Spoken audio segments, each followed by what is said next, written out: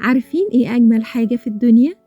مش بس اللقمة الحلوة، لأ، هي الراحة اللي بنحس بيها وإحنا بنعمل حاجة بنحبها بكل روقان. العجين ده يا جماعة سحر، ملمسه ناعم وبيخلي الواحد يخرج كل طاقته فيه، كأنه بيقول لنا مهما كانت الأيام بتضغط علينا، بشوية صبر وحنية كل حاجة هتبقى زي الفل.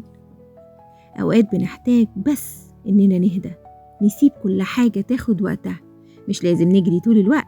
ساعات الروقان هو اللي بيطلع أحلى نتيجة.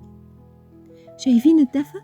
ريحة العيش وهو طالع سخن دي كفيلة تصالحنا على العالم كله.